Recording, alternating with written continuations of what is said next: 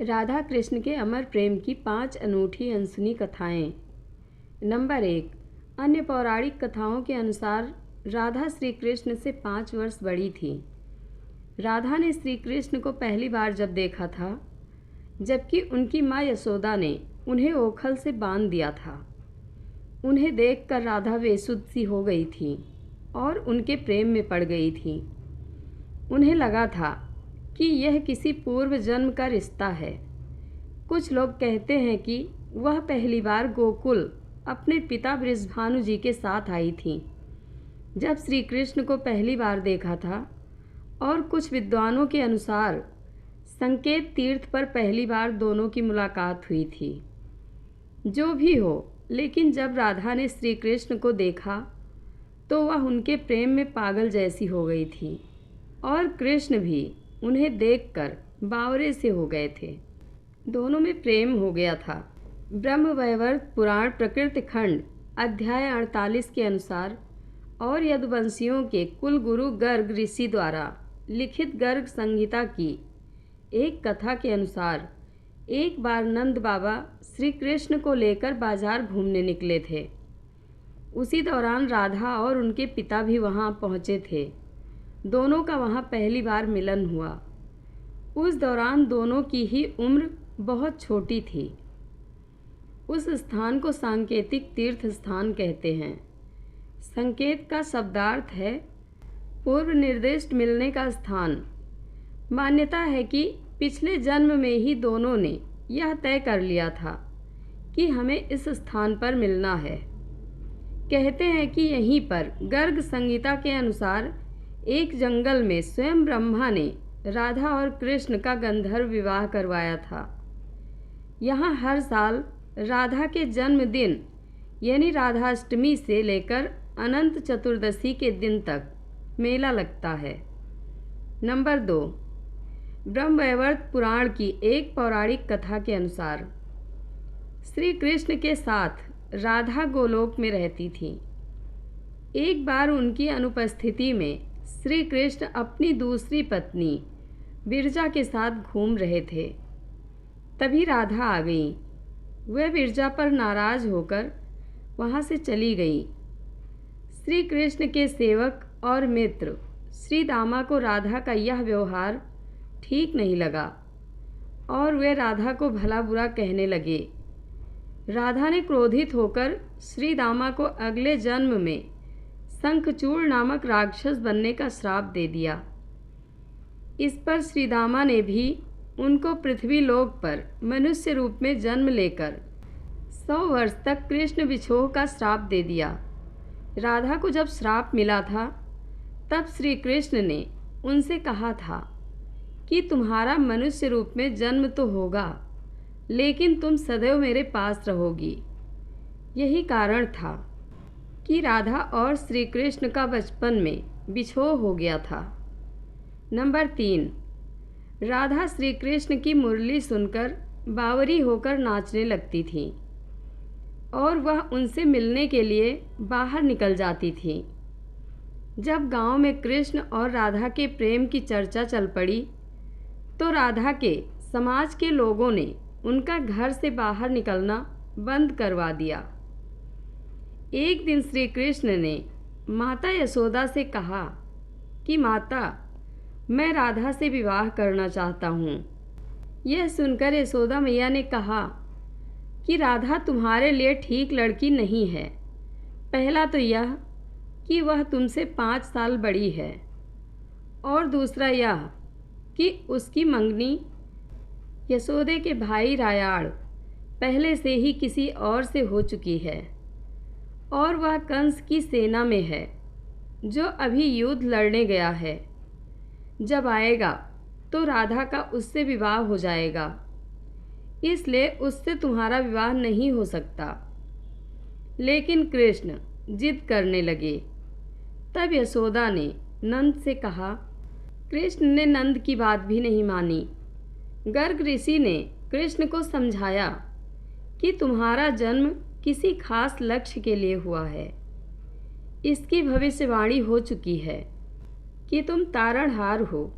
इस संसार में तुम धर्म की स्थापना करोगे। तुम्हें इस ग्वालन से विवाह नहीं करना चाहिए। तुम्हारा एक खास लक्ष्य है। गर्ग मुनि हर तरह से समझाते हैं, लेकिन कृष्ण नहीं समझते। तब गर्ग मुनि उन्हें एकांत में यह रहस्य बता देते हैं कि तुम यशोदा और नंद के पुत्र नहीं, देवकी और वासुदेव के पुत्र हो, और तुम्हारे माता पिता को कंस ने कारागार में डाल रखा है। यह सुनकर श्री कृष्ण के जीवन की दशा बदल जाती है। नंबर 4, राधा के परिवार को जब पता चला कि यह श्री कृष्ण की मुरली सुनकर उनके प्रेम में नाचती हुई उनके पास पहुंच जाती है, तो उन्होंने राधा को घर में ही कैद कर लिया था। तब श्री कृष्ण ने अपने साथियों सहित एक दिन उन्हें रात में कैद से मुक्त कराकर उद्धव और बलराम सहित अन्य सखियों के साथ रात भर नृत्य किया था। यह रात पूर्णिमा की रात थी, जब महारास हुआ था। बाद में राधा की माँ राधा के कक्ष में गई तो राधा उन्हें वहाँ सोते हुए मिली। कहते हैं कि उस वक्त श्री कृष्ण को 2 ही चीज़ें सबसे ज़्यादा प्रिय थीं, बांसुरी और राधा। कृष्ण की बांसुरी की धुन सुनकर राधा के जैसे प्राण ही निकल जाते थे। कई जन्मों के स्मृतियों को कुरेदने का प्रयास होता था और वह श्री कृष्ण की तरफ खिंची चली आती थी। भगवान श्री कृष्ण के पास एक मुरली थी, जिसे उन्होंने राधा को छोड़कर मथुरा जाने से पहले दे दी थी। राधा ने इस मुरली को बहुत ही संभाल कर रखा था, और जब भी उन्हें श्री कृष्ण की याद आती तो वह यह मुरली बजा लेती थी।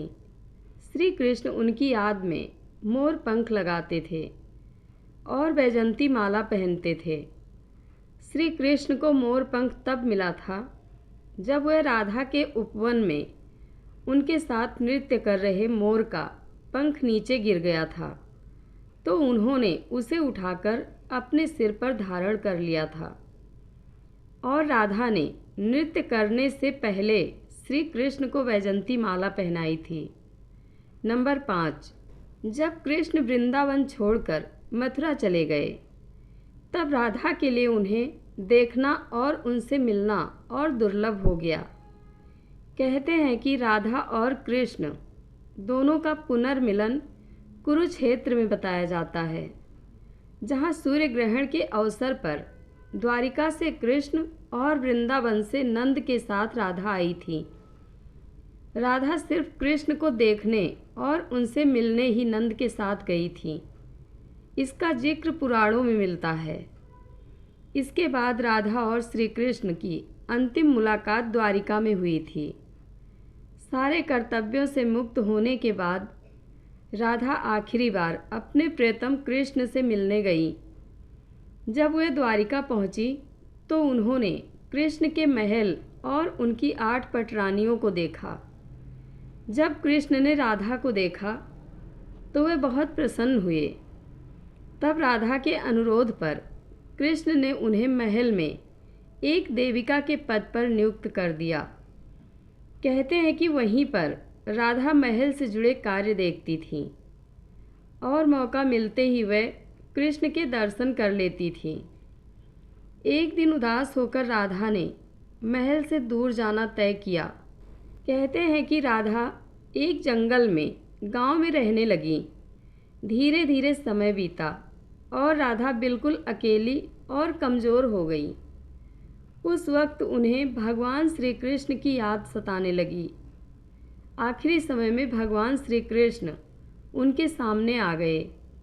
भगवान श्री कृष्ण ने राधा से कहा कि वह उनसे कुछ मांग लें, लेकिन राधा ने मना कर दिया। कृष्ण के दोबारा अनुरोध करने पर राधा ने कहा कि वे आखिरी बार उन्हें बांसुरी बजाते देखना और सुनना चाहती हैं। श्री कृष्ण ने बांसुरी ली और बेहद सुरीली धुन में बजाने लगे। श्री कृष्ण ने दिन रात बांसुरी बजाई। बांसुरी की धुन सुनते सुनते एक दिन राधा ने अपने शरीर का त्याग कर दिया। जय श्री राधे कृष्णा। कथा अच्छी लगे तो कमेंट बॉक्स में अपनी राय ज़रूर दें। धन्यवाद।